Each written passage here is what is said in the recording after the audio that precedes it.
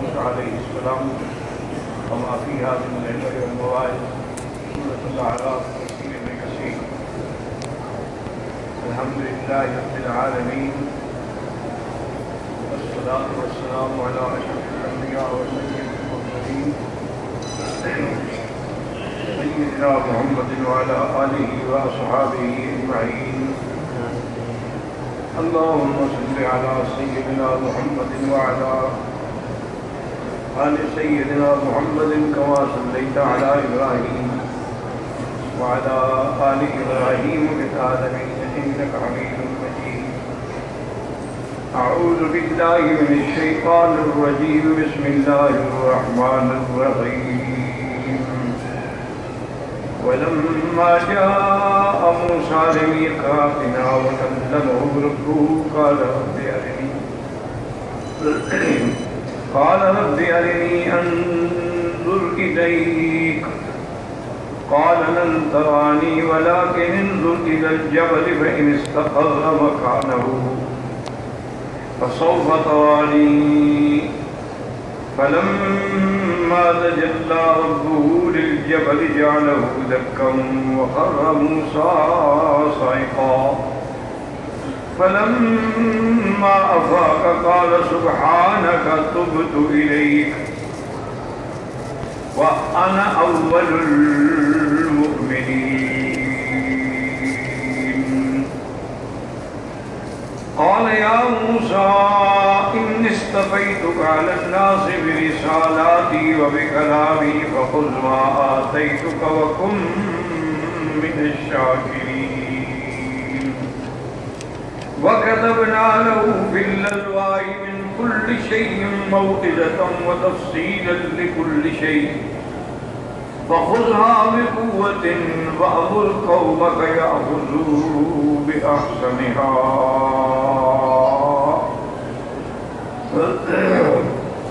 سأريكم دار الفاسقين. اللہ تبارک و تعالی نے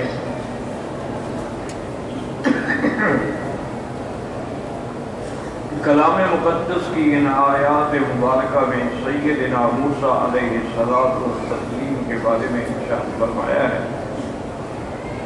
کہ موسیٰ علیہ السلام کو جب شرف کلام نصیب ہوا تو اس رحمت کی گھڑی میں فائدہ اٹھانے کے لیے انہوں نے یہ سوال کیا کہ رب ارنی انظر الیک. پروردگار عالم مہربانی فرمائیں مجھے رؤیت اور دیدار نصیب کرائیں، میں آپ کو دیکھنا چاہتا ہوں. اللہ نے ارشاد فرمایا کہ قال لن ترانی، تم ہرگز نہیں دیکھ سکتے ہو، ولکن انظر الی الجبل، اس پہاڑ پہ نظر ڈالو، فإن استقر مکانہ، اگر یہ پہاڑ اپنے مکان پہ اپنی جگہ پہ جمع رہا فسوف ترانی، پھر تم دیکھ سکو گے. فلما تجلی ربہ للجبل، جب اللہ نے اپنی تجلی مبارک ڈالی، جعلہ دکا، اس کو اللہ تعالیٰ نے اس تجلی نے اس کو ریزہ ریزہ کر دیا. فخر موسیٰ صعقا، اور موسیٰ علیہ السلام بے ہوش ہو کے گر گئے. فلما افاق، جب آپ کو ہوش آیا، قال سبحانک، پاک ہے تیری ذات، تبت الیک، میں توبہ کرتا ہوں، وانا اول المؤمنین، اور اس بات پر سب سے پہلے میں ایمان لانے والا ہوں کہ آپ کو کوئی نہیں دیکھ سکتا. ورنہ پہلے تو نبی تھے، ابھی ایمان لانے کا کیا مطلب، بات سمجھا کریں.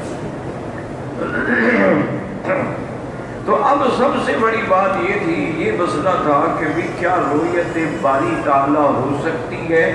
تو علماء اہل سنت والجماعت کا بالاتفاق یہ فیصلہ ہے کہ رؤیت باری تعالیٰ دنیا میں، دنیا کی فانی آنکھوں سے تو نہیں ہو سکتی. البتہ قیامت میں جب اللہ تعالیٰ سب کو ایسا وجود دیں گے جو ہمیشہ باقی رہنے والا ہے، اگر کبھی اس پہ موت نہیں آئے گی، تو وہاں اللہ تبارک و تعالیٰ اپنی رؤیت نصیب فرمائیں. اور یہ بھی بعض روایات میں آیا ہے کہ کبھی تو مہینے میں رویت نصیب ہوگی، اور بعض خوش نصیبوں کو ہر ہفتے میں نصیب ہوگی، اور بعض خوش نصیبوں کو ہر روز نصیب ہوگی۔ تو اس میں کوئی شک نہیں کہ رویت ہوگی، کیونکہ قرآن میں بھی ہے کہ وجوہ یومئذ ناظرۃ الی ربہا ناظرہ، اور حدیث میں بھی ہے کہ حضور پاک نے رحمت دو عالم صلی اللہ علیہ وسلم نے فرمایا انکم سترون ربکم، تم سب دیکھو گے اپنے رب کو، ولا تضامون فی رؤیتہ، اور اس کی رؤیت میں کوئی شک بھی نہیں ہوگا۔ یعنی جیسے کہ چودھویں کے چاند میں کوئی شک نہیں ہوتا دیکھنے میں، تو صحیح معنی میں حقیقی رؤیت نصیب ہوگی۔ اللہ تبارک و تعالی اپنے بندوں پہ رحمت فرمائیں گے اور اپنا دیدار کرائیں گے۔ یہ اہل سنت والجماعت کا ایک صحیح اور اتفاقی عقیدہ ہے جس میں کوئی اختلاف نہیں۔ البتہ بعض فرقے جو ہیں، باطل فرقے جو ہیں، معتزلہ ہیں، وہ بھی منکر ہیں، وہ کہتے ہیں کہ نہ دنیا میں رؤیت ہوگی نہ آخرت میں رؤیت، اور ان کی دلیل بھی یہی آیت ہے کہ جب اللہ نے فرما دیا ہے کہ لن ترانی، تو لن کی نفی جو ہے تعبید کے لیے ہوتی ہے، ہمیشہ کے لیے ہوتی ہے، اور حال کے لیے بھی ہوتی ہے، مستقبل کے لیے بھی ہوتی ہے، تو پھر کیسے زیارت ہوگی؟ تو یہ ان کا ایک یعنی یا تو غلط فہمی میں پڑ گئے ہیں، یا پھر ان کو دھوکہ لگ گیا ہے۔ بھئی یہ نفی دنیا کے اعتبار سے ہے، آخرت کے اعتبار سے نہیں ہے، ہمیشہ یاد ہے۔ تو آخرت کے احکام الگ ہوں گے، دنیا کے احکام الگ ہوں گے۔ اب دیکھیں نا کہ دنیا میں ہر مسلمان پہ 5 نمازیں فرض ہیں، اور نعوذ باللہ تارک نماز کو بعض ائمہ تو کافر کہتے ہیں، لیکن ائمہ سراست اس کو فاسق و فاجر کہتے ہیں۔ لیکن آخرت کی اتنی طویل زندگی میں کوئی نماز نہیں ہوگی۔ اگر کوئی پڑھنا چاہے گا تو تلذذاً، خود یعنی لذت کے لیے پڑھے، لیکن اللہ کی طرف سے فرض نہیں۔ اب اسی طرح دنیا کے احکام میں ہے کہ کوئی انسان 4 شادیوں سے زیادہ نہیں کر سکتا، اللہ نے منع کر دیا اور عدد معین کر دیا۔ لیکن آخرت کے اندر تو کوئی عدد نہیں، 70 حور کے بارے میں بھی احادیث صحیحہ میں موجود ہے کہ اللہ تعالیٰ اپنے مومن بندے کو، ایک ایک بندے کو 70 حور بھی عطا فرمائے، اور جو دنیا والی بیوی ہے، 1 تھی یا 2 تھی یا 3 یا جو بھی تھی، وہ بھی ملے گی۔ تو اس لیے آخرت کے احکام الگ ہوتے ہیں اور دنیا کے احکام جو ہیں وہ الگ ہوتے ہیں۔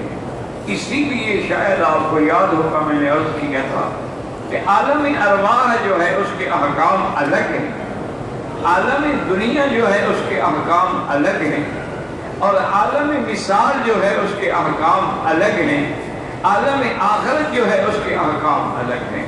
تو لہذا یہ نفی جو تھی نا، یہ باعتبار دنیا کی۔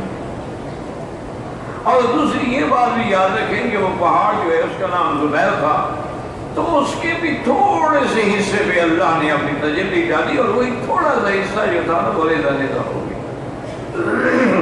پہاڑ چونکہ ایک بڑی سخت چیز ہے، اور پہاڑ کو اللہ نے فرمایا کہ ہم نے یہ میخیں بنایا ہے زمین کے لیے۔ اسی طرح بعض روایات میں آتا ہے جو کتب متقدمہ سے ہیں، یعنی اسرائیلی روایات ہیں، ان کے بارے میں یاد رکھو ہمیشہ قاعدہ یہ ہوتا ہے کہ لا نصدق ولا نکذب، نہ ہم ان کی تصدیق کریں گے کہ یہ صحیح بات ہے، نہ تکذیب کریں، اللہ عالم صحیح ہو اور ہم جھٹلا دیں۔ بلکہ اہل سنت والجماعت کا قاعدہ یہ ہے کہ جو تورات، انجیل، زبور، سب کا کتابوں کی روایتیں قرآن کے موافق ہیں، فرمان رسول کے موافق ہیں، وہ تو آنکھیں بند کر کے ہم لے لیں گے، اور جو مخالف ہیں ان کو ہم چھوڑ دیں۔ اچھا، بعض چیزیں ایسی ہوتی ہیں جن کا قرآن و حدیث یا احکام سے تعلق نہیں ہوتا، معلومات سے تعلق ہوتا ہے، یعنی حالات کا علم ہو جائے تو ان کو آدمی لے لیتا ہے، لیکن اس کے بارے میں بھی ہم یہ نہیں کہیں گے کہ یہ 100% صحیح ہے یا غلط ہے، کیونکہ جب انہوں نے تورات ہی بدل ڈالی، انجیل ہی بدل ڈالی، اللہ کی کتابوں میں تحریف کر دی، اسی لیے باوجود اس کے کہ آپ دیکھیں کہ آج نصارہ کی کتنی بڑی طاقت ہے، حکومت ہے، اقتدار ہے، لیکن کتاب نہیں ہے، اور جو ہے وہ بھی مانتے ہیں کہ یہ محرف ہے، یہ نہیں کہ وہ نہ مانتے ہوں۔ اچھا اسی طرح دیکھیں یہودیوں کی کتنی طاقت ہے، اور نہ آج انجیل صحیح موجود ہے نہ تورات موجود ہے۔ یہ شرف حضور کی امت کو ملا ہے کہ سب سے افضل رسول، تمام انبیاء کے امام حضرت محمد مصطفیٰ، اللہ نے وہ بھی ہمارے نصیب میں لکھا، اور افضل الکتاب، تمام اللہ کی کتابوں میں جو افضل کتاب تھی قرآن، وہ بھی اللہ نے حضور کی امت کو عطا فرمایا۔ اور پھر اللہ نے یہ بھی فیصلہ کر دیا کہ اب حضور خاتم النبیین ہیں، قیامت تک آپ کی نبوت ہے، لا نبی بعدہ ولا رسول بعدہ، نہ آپ کے بعد کوئی نبی ہوگا نہ رسول ہوگا، ولا معصوم بعدہ، اور لا کتاب بعد کتاب ہی، آپ کی کتاب کے بعد اور کوئی کتاب نہیں آئے گی، ولا شریعت بعد شریعت ہی، آپ کی شریعت کے بعد کوئی شریعت نہیں آئے گی۔ اور یہی دین اسلام ہے جو اللہ نے قیامت تک کے لیے پسندیدہ دین قرار دے دیا ہے۔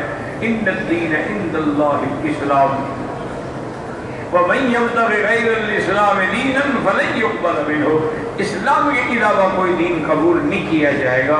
وہو فی الآخرۃ من الخاسرین، اور وہ اگر اسلام کو چھوڑ کے کوئی اور دین اختیار کرے گا وہ تروٹے والوں میں ہوگا۔ تو اس لیے ہمیشہ یاد رکھیں کہ بعض کتب سابقہ کی روایت ہے کہ جب اللہ نے پہاڑ پیدا فرمائے تو بعض ملائکہ نے عرض کیا کہ یا اللہ، یہ اس لیے کہ ترتیب بھی تقریباً یہی بنتی ہے کہ اللہ نے زمین پیدا فرمائی، ثم استوى الى السماء، آسمان پیدا فرمایا، وَأَوْحَى فِي كُلِّ سَمَاءٍ أَمْرَهَا، ہر آسمان میں اپنے احکام جاری کے منع، وہاں مخلوق اللہ ملائکہ پیدا فرما چکے، آسمان کی مخلوق تو فرشتے ہیں۔ تو فرشتوں نے عرض کیا کہ یا اللہ، یہ تو بڑی سخت چیز ہے پہاڑ، تو کوئی آپ نے اپنی مخلوق میں ایسی چیز بھی بنائی ہے جو اس پہاڑ سے بھی سخت ہو؟ اللہ نے ہاں بنائی۔ ملائکہ کہیں گے کہ اللہ وہ کون سی چیز ہے پہاڑ؟ اللہ نے فرمایا دیکھو یہ لوہا میں نے بنایا ہے، یہ لوہا اتنا سخت ہے کہ پہاڑوں کو توڑ ڈالیں گے لوہے کے ساتھ۔ آپ دیکھ رہے ہیں کیسے سرنگیں بن رہی ہیں اور کیسے ٹنل بن رہے ہیں، تو ساری کارگزاری تو لوہے کی ہے نا، کیونکہ اللہ نے یہ لوہا جو اتارا ہے وَأَنزَلْنَا الْحَدِيدَ فِيهِ بَأْسٌ شَدِيدٌ وَمَنَافِعُ لِلنَّاسِ، اس میں لوگوں کے لیے بڑے نفع۔ ملائکہ دیکھ کے حیران ہو گئے تو عرض کیا یا اللہ، کوئی ایسی چیز بھی ہے کہ جو لوہے سے بھی زیادہ سخت پیدا کی ہو؟ آپ نے فرمایا ہاں بالکل۔ تو فرشتے نے کہا یا اللہ وہ کون سی چیز ہے؟ اللہ نے آگ ہے، آگ میں ڈالو لوہے کو۔ فرشتوں نے جب لوہے کو آگ میں ڈالا تو پگھل گیا، اور تو لوہا جناب وہ تو پانی ہو گیا۔ انہوں نے کہا واقعی یا اللہ، یہ آگ تو کوئی بڑی بری بلا ہے، یہ تو لوہے کو پگھلا دیتی ہے۔ تو یا اللہ کوئی ایسی چیز بھی ہے جو اس آگ سے بھی زیادہ سخت ہو؟ آپ نے فرمایا ہاں وہ بھی ہے۔ تو ملائکہ حیران ہوئے کہ یا اللہ وہ کون سی چیز ہے؟ فرمایا پانی ہے، پانی پھینکو آگ پر۔ جب انہوں نے پانی کو آگ پر ڈالا آگ بجھ گئی۔ فرمایا ابھی اس سے زیادہ مضبوط ہے کہ نہیں؟ انہوں نے کہا کہ ہاں واقعی اللہ، پانی تو بڑی عجیب چیز ہے، تو آگ کو بھی بجھا دیتا ہے۔ لیکن یا الہ العالمین، یا ارحم الراحمین، کوئی ایسی چیز بھی ہے سخت جو آپ نے پیدا کی ہو جو پانی پر بھی کنٹرول کر لے؟ اللہ نے فرمایا ہاں وہ بھی پیدا کی۔ یا اللہ وہ کون سی چیز ہے؟ فرمایا ہوا ہے، ہوا چلائی پانی اڑ گیا، پانی خشک ہو گیا۔ میں نے کہا یا اللہ واقعی ہوا تو بڑی عجیب چیز ہے کہ پانی کو اڑا کے دے گئی، اور جو زمین پہ تھا خشک ہو گیا، کپڑوں میں پانی ہے لٹکا دو خشک ہو گیا، ہوا لگی اور انہوں نے کہا جی اوپر لٹکاؤ تاکہ ہوا لگے کپڑے جلدی سوکھ جائیں۔ اسی لیے آپ دیکھتے ہیں لوگ بعض بیچاروں کے پاس چھت نہیں ہوتی تو کمرے میں لٹکا کے پنکھا چلا دیتے ہیں، ہوا لگے تاکہ جلدی سوکھ جائے۔ تو ہوا ایسی چیز ہے جو پانی کو بھی خشک کر ڈالتی ہے۔ تو اب ملائکہ حیران ہوئے، انہوں نے کہا یا الہ العالمین، کوئی ایسی چیز بھی ہے جو ہوا پر بھی زیادہ سخت ہو؟ ہوا سے بھی زیادہ طاقت؟ ہمیں ہاں وہ انسان ہے، ابن آدم ہے، جو ہواؤں پر بھی کنٹرول کرے گا اور دریاؤں پر بھی کنٹرول کرے گا اور آگ پر بھی کنٹرول کرے گا. کرمنا بنی آدم, میں نے ساری مخلوق میں افضل مخلوق انسان بنایا. وَحَمَلْنَاهُمْ فِي الْبَرِّ وَالْبَحْرِ, اور اس کو ہم نے یہ طاقت دی ہے کہ کبھی دریاؤں میں وہ سینہ چیر کے کشتیوں پہ جا رہا ہے اور کبھی اونٹوں پہ بیٹھ کے جنگل اور صحرا طے کر رہا ہے. یہ شرط صرف ہم نے آدم کی اولاد کو عطا فرمایا ہے, اور کوئی ایسی چیز نہیں ہے کہ جو پلک جھپکتے میں آسمانوں پہ پہنچ جائے وہ اولاد آدم ہے. وہ حضرت محمد مصطفیٰ ہے صلی اللہ علیہ وعلا آلہ واصحابہ وسلم تسلیما کثیرا کثیرا. تو یہ پہاڑ جو تھا نا جی, طور سینا کے نام سے بھی ابھی یہ مشہور ہے, اور اصل نام جو اس کا سابقہ کتابوں میں ہے وہ زبیر ہے. تو اب اللہ تبارک و تعالیٰ کی اس تجلی سے اللہ تعالیٰ نے جو تجلی فرمائی اور تو وہ ٹوٹ گیا, ریزہ ریزہ ہو گیا. اچھا, بعض لوگوں نے ایک بڑی غلط روایت بھی مشہور کی ہوئی ہے. وہ کہتے ہیں کہ یہ جو سرما ہے نا یہ اسی پہاڑ کا ہے, وہ جو ریزہ ریزہ ہو گیا تھا نا تو اس وقت یہ شاید وہی کھڑے تھے, وہاں سے سرمے کی بوریاں بھر کے لے آئے. اِنَّا لِلَّهِ وَإِنَّا إِلَيْهِ. کیا کریں آپ, یعنی آپ بتائیں کہ کس کس بات پہ آدمی حیران ہو جاتا ہے کہ ایسی باتیں ڈھونڈ نکالتے ہیں کہ جن کا کوئی دنیا میں وجود ہی نہیں. اِنَّا لِلَّهِ. اچھا, اور بڑے بڑے آدمی, بڑے بڑے لوگ, یہ نہیں کہ چھوٹے آدمی جو میرے جیسے تو کئی غلطیاں کر سکتے, لیکن بڑے لوگ علماء مفسرین, لیکن ان سے بھی ایسی ایسی غلطیاں ہوئی ہیں کہ بندہ سوچ نہیں سکتا. تو بہرحال یہ غلط روایت ہے. سرما جو ہے یہ الگ چیز ہے, اور پھر سرمے کے بھی اقسام و انواع ہیں, کئی قسمیں, اور سارا اسی پہاڑ کا ہوتا ہے, پھر ایک قسم کا ہوتا نا. تو اس لیے حضور پاک نے رحمت دو جہاں نے جو سرما خود بھی استعمال فرمایا اور امت کو بھی فرمایا کہ اچھا سرما جو ہے وہ اسمد ہے. اسمد ثے کے ساتھ, سین کے ساتھ نہیں, الف سا میم دال, اسمد. آپ نے فرمایا کہ یجل البصر, یہ ایسا سرما ہے کہ آنکھوں کی بینائی کو تیز کرتا ہے اور آنکھوں کی پپلیوں کو بڑھاتا ہے, وہ خوبصورت لگتی ہے. جب پپلیاں بڑی ہوں تو وہ لازمی بات ہے کہ خوبصورت لگتی ہیں. اللہ نے ایک ایسی چیز بنائی ہے, کیونکہ یہ بھی تو ایک نظام الہی ہے نا. اسی لیے آج کل دیکھتے ہیں نا عورتیں مصنوعی پلکیں لگاتی ہیں, پلکیں چھوٹی ہوں نا, آج کل وہ اس کے ساتھ مصنوعی جیسے مصنوعی بال لگاتی ہیں, مصنوعی پلکیں لگاتی ہیں, پھر اس پہ مسکارا لگاتی ہیں. اِنَّا لِلَّهِ وَإِنَّا إِلَيْهِ رَاجِعُونَ. حالانکہ جھوٹی کی ہاتھ تو جھوٹی ہوتی ہے نا, اگر خاوند کا ہاتھ رکھے تو سب کچھ گیا. ایسے میک اپ کا کیا فائدہ جس کا وجود برقرار رکھنا بھی مشکل ہو جائے. تو بہرحال یہ ہے کہ پلکیں اگر گھنی ہوں, بڑی ہوں, تو یہ اللہ کی ایک نعمت ہے.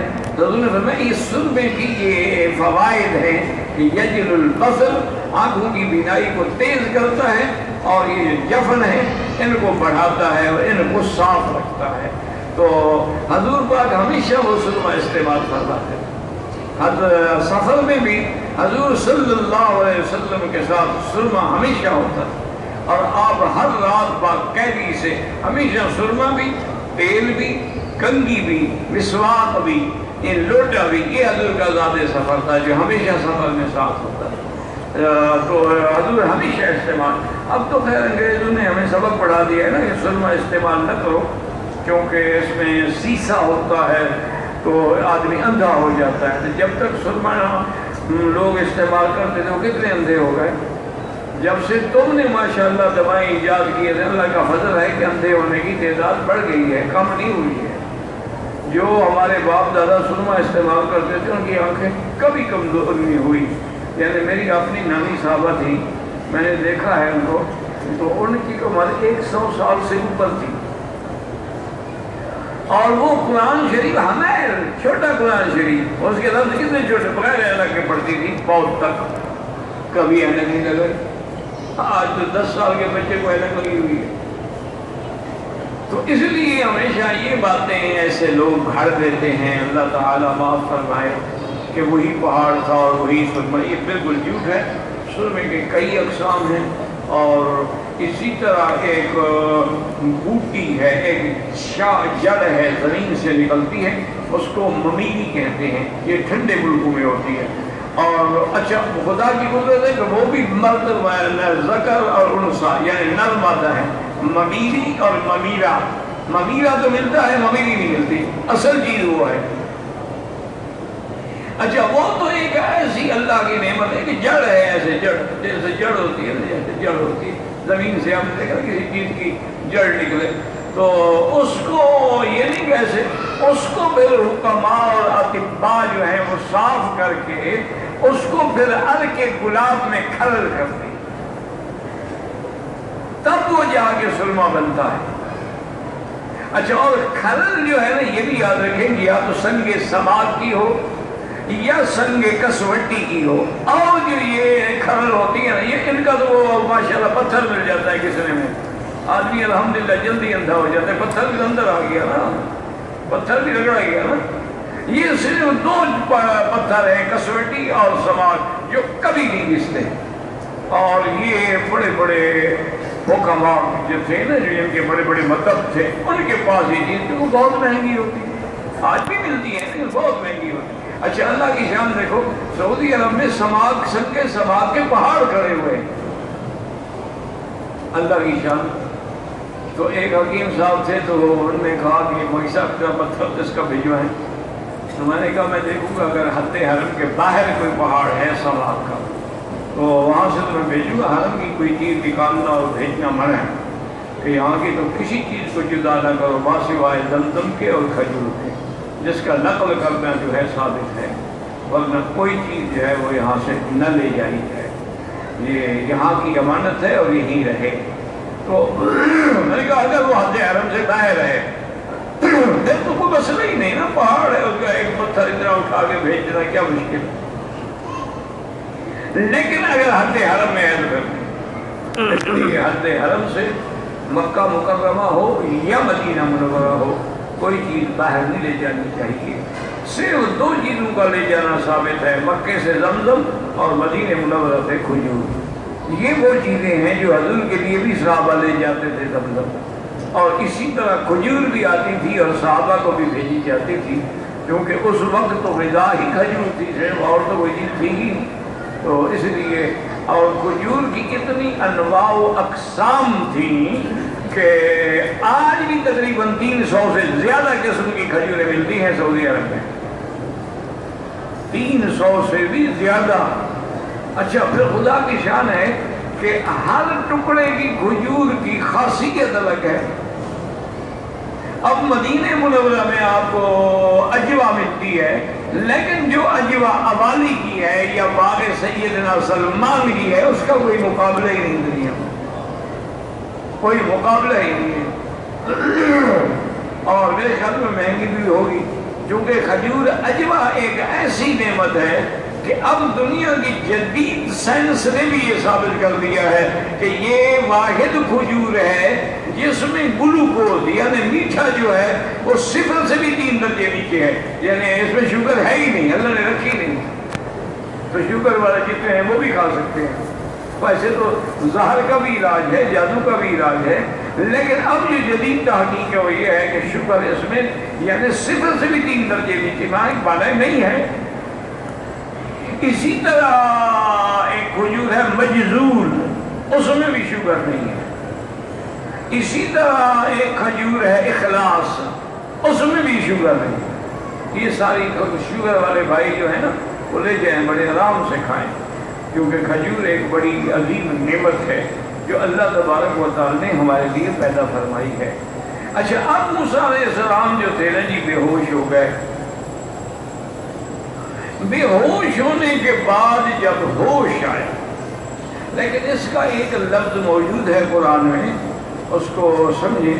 اس کا معنی یہ نہیں کہ وہ 200 سال تک بے ہوش رہے. اس کی وجہ یہاں لفظ ہے ایک کہ فَخَرَّ مُوسَىٰ فَلَمَّا تَجَلَّىٰ رَبُّهُ لِلْجَبَلِ فخر موسیٰ صعقا. لفظ حرف فا ہے، یاد رکھو حرف فا. فا جو ہے نا یہ تاکید کے لیے ہوتا ہے، جیسے وا جو ہے یہ جمع کے لیے ہوتی ہے، اور فا جو ہے یہ تاکید کے لیے ہوتا ہے، اور ثم جو ہے وہ تراخی کے لیے ہوتا ہے. جیسے اللہ کے نبی نے سمجھایا، فرمایا کہ جب امام اذا کبر فکبروا، یہ کہ اللہ اکبر، اس کے بعد تم بھی کہو اللہ اکبروا. فا ہے نا. اذا رکع فرکعوا، جب امام رکوع کرے تو تم بھی رکوع میں جاؤ. مانا کہ فوراً یہ نہ ہو کہ وہ رکوع کر کے گھر چلے جائے تم پھر رکوع میں جاؤ، اس لیے فا کا لفظ ہے. اذا رکع فرکعوا واذا سجد فاسجدوا، جب وہ سجدہ کرے تو تم بھی فوراً اس کے بعد سجدہ کرو تاکہ سجدے میں مل جاؤ. وَإِذَا قَالَ غَيْرِ الْمَغْضُوبِ عَلَيْهِمْ وَلَا الضَّالِّينَ فَقُولُوا آمِين. جب امام کہے غیر المغضوب علیہم ولا الضالین تم فوراً بات کہو آمین. تو اس سے یہ مسئلہ بھی ثابت ہو گیا کہ پڑھنا جو ہے یا قرآن کا یہ امام کا کام ہے، ہمارا کام آمین کہنا ہے، ہمارا کام پڑھنا نہیں ہے. اس لیے حضور نے کام تقسیم کر دیا. تو اب جناب یہ ہے کہ یہاں غور کریں.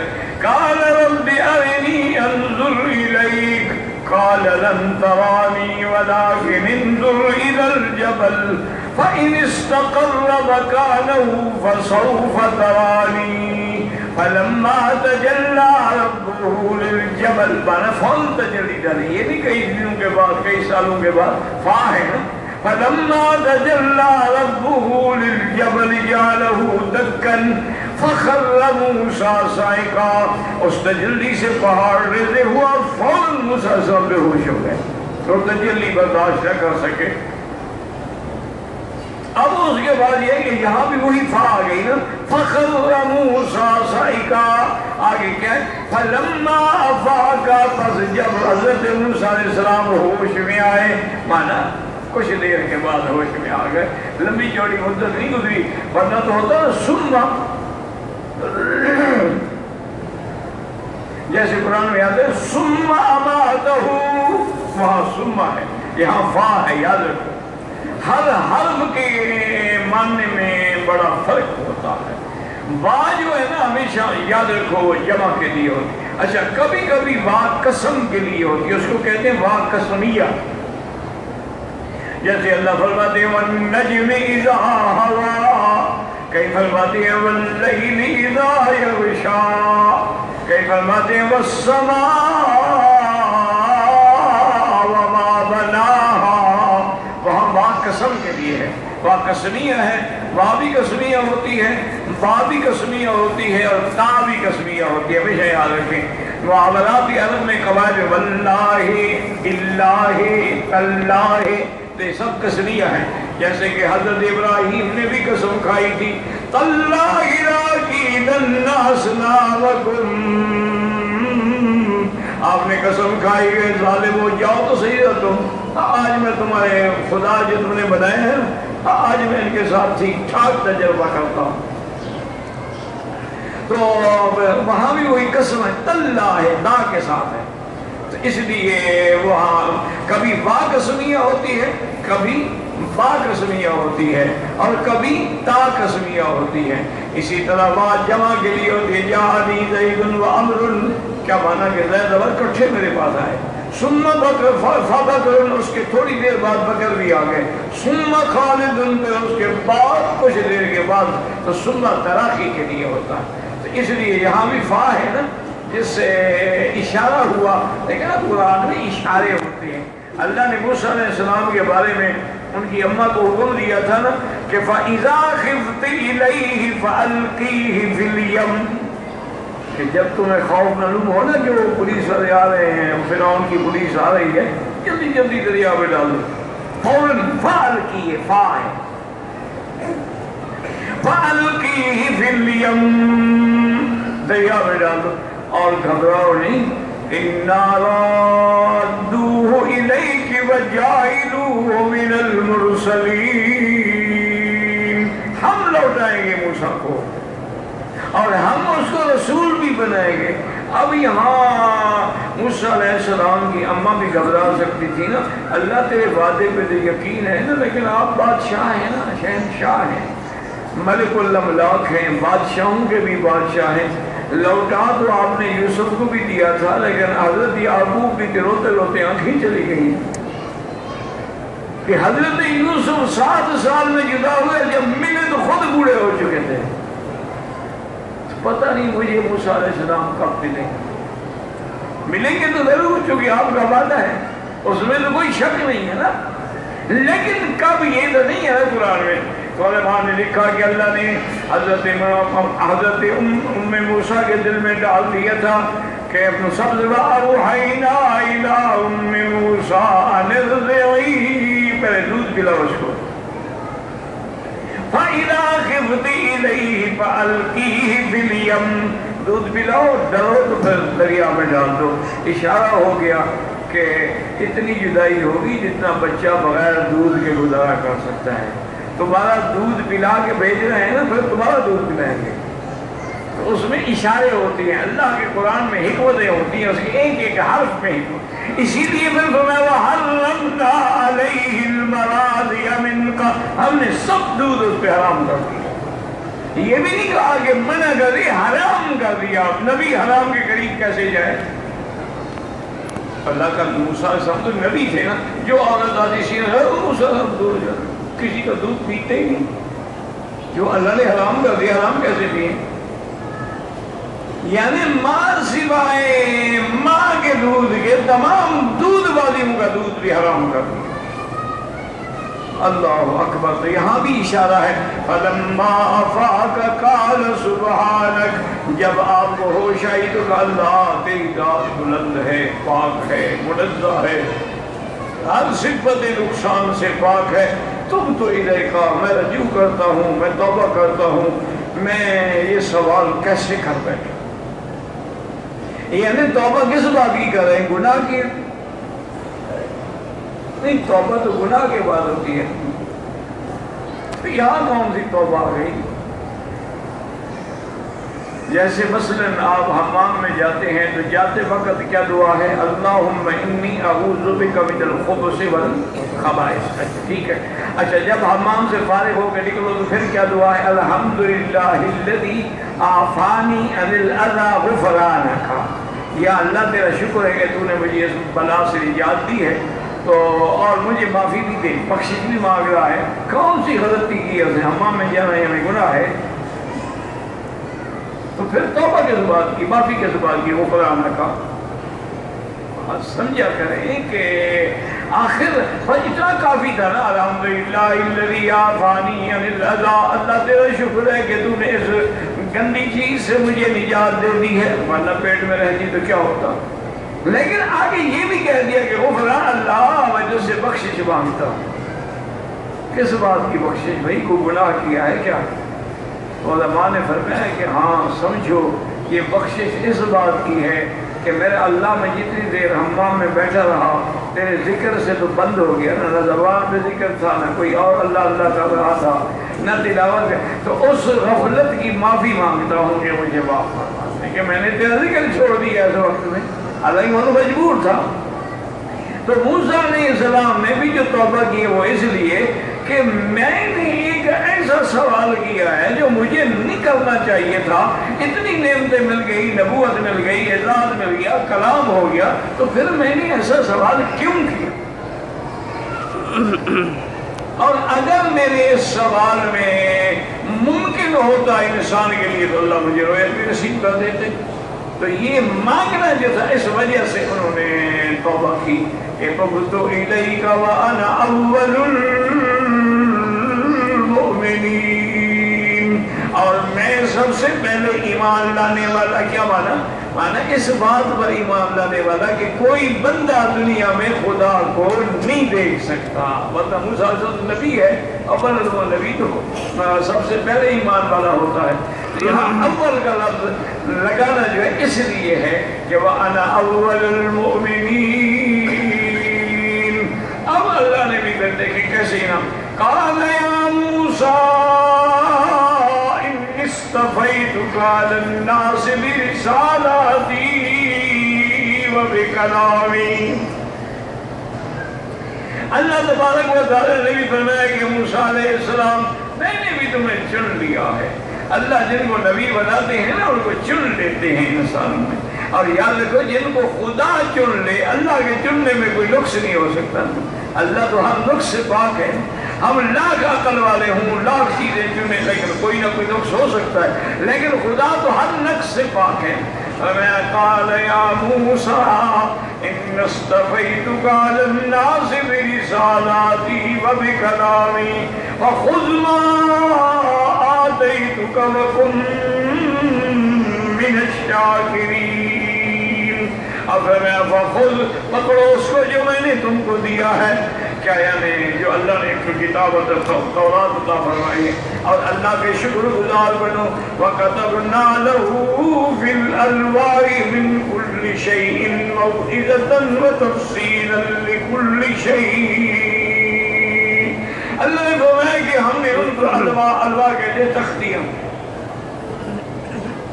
بعض علماء کہتے ہیں کہ وہ بیری کے درخت کی تختیاں تھیں، اس پہ اللہ نے تورات کا جو احکام تھے وہ لکھے ہوئے موسیٰ علیہ السلام کا حکم کیے۔ اچھا بعض روایات میں یہ بھی ہے کہ وہ 70 گز لمبی تھی۔ معلوم یہ ہوتا ہے کہ یہ جو ہماری لوگ ہیں نا یہ بھی بادشاہ ہیں نا، آج کل بات کہتے ہیں نا بھی وہ تختی لے آؤ چھوٹی سی بنا کے اس پہ ترین لکھنا ہے، لیکن بیری کے درخت تھی، اور ان نے بھی وہی بیری کا درخت ڈھونڈا ہے جو موسیٰ علیہ السلام کے لیے تورات کی تختیاں تھیں، چونکہ وہ بیری کی تھی نا۔ اچھا 70 گز کی روایت بھی ہے، تو شیعہ نے کہا ہمارا جو اصل قرآن ہے وہ بھی 70 گز لمبا ہے۔ انہوں نے بھی یہ روایت وہاں سے ڈھونڈ لی ہے کہ ہمارا جو امام ہے نا امام مہدی، امام غائب، آج کل یہ غیبوبت کبریٰ کا زمانہ ہے شیعہ کے نزدیک کہ امام تو غائب ہے، اس لیے جب یہ جمعہ ہو کچھ اور مصلی پہ یہ امام مصلی پہ کھڑا نہیں ہوتا، مصلی خالی ہوتا ہے، ساتھ کھڑا ہوتا ہے، کیوں مصلی تو امام کا ہے، امام کے بغیر اور کوئی مصلی پہ کیسے کھڑا ہو سکتا ہے؟ تو لہٰذا یہ غیبوبت کبریٰ کا زمانہ ہے، یہ ایسے بے وقوف ہیں کہ اتنا عرصہ ہو گیا امام غائب ہے، فائدہ کیا ہوگا، کب امام صاحب تشریف لائیں گے؟ اچھا اور جھوٹ بولنے کی بھی حد ہوتی ہے، کہتے ہیں کہ وہ حسن عسکری کا بیٹا ہے۔ حسن عسکری فرماتے ہیں میرا کوئی بیٹا ہی نہیں ہے۔ اب حسن عسکری کو سچا مانے یا ان کو سچا مانے؟ اچھا بھی اگر وہ 70 گز لمبا قرآن ہے پڑھے گا کون اس کو؟ یہ چلتے چلتے پڑھیں گے؟ جھوٹ بولنے کی بھی کوئی حد ہوتی ہے، اللہ ہدایت عطا فرمائے۔ اچھا ہم نے ان سے کئی دفعہ کہا، ان کے بڑے بڑے جو مجتہد ہیں ان سے کہ بھئی ایسا کرو ایک فیصلہ لکھ لیتے ہیں شیعہ کی علماء اور سنی سب دستخط کر دو کہ جب تک تمہارا قرآن نہیں آتا اسی پر عمل کرو، جب تم وہ قرآن لے آؤ گے نا امام والا غار سے پھر ہم اس پہ عمل کریں گے، ہم لکھ دیتے ہیں۔ اس پہ بھی کیا نہیں ہوتا کہ وہ قرآن ہو کوئی امام بھی ہو تو وہ لکھیں، ہوا تو جھوٹ۔ اچھا بھی وہ امام صاحب غار کون سی غار ہے؟ کہتے ہاں سوندیب میں ایک غار ہے، اس کا نام بھی ہے سر من رہا، جو دیکھے وہ دیکھتا خوش ہو جائے۔ تو ابھی تک تمہیں غار کا بھی پتہ ہے تو جا کے یار امام کو نکال کے دیا ہو، اچھے ہو سکے دو امام وہاں بیچارہ بیٹھا ہوا ہے غار میں، تم جاتے نہیں، نہ ملنے جاتے ہو نہ نکالنے جاتے ہو، یہ سب جھوٹ ہے، لوگ گھڑ لیتے ہیں۔ جب قرآن کہتا ہے الواح، قرآن نے یہ نہیں کہا کہ وہ الواح کیکر کی تھی، شیشم کی تھی یا بیری کی تھی، الواح ہے بس۔ اور اس کے اندر یہ بھی قرآن نے نہیں کہا کہ وہ الواح جو ہے وہ 70 گز لمبی تھی۔ جب قرآن ایک بات پہ خاموش ہے تو اجملوہ ابہموہ کما ابہمہ اللہ، جس کو چیز کو قرآن نہ کھولے تم بھی نہ کھولے۔ لِمَا كَتَبْنَا لَهُ فِي الْأَلْوَاحِ مِنْ كُلِّ شَيْءٍ مَوْعِظَةً وَتَفْصِيلًا لِكُلِّ شَيْءٍ فَخُذْهَا بِقُوَّةٍ، پوری مضبوطی سے پکڑو، وَأَمُرْ قَوْمَكَ يَأْخُذُوا بِأَحْسَنِهَا، اور اپنی قوم کو حکم دو کہ وہ سب اچھی اچھی باتوں پہ عمل کریں. سَأُرِيكُمْ دَارَ الْفَاسِقِينَ، یہاں سین آ گیا استقبال کے لیے. بہت جلد تمہیں دکھاؤں گا وہ حویلی فاسقین کی جن کا کیا انجام ہوا اور ان پر کیسے اللہ کا عذاب آیا. اللہم اجرنا من النار، اللہم لا تہلکنا بذنوبنا ولا تعذبنا بذنوبنا ولا تمنع عنا بذنوبنا فضلک.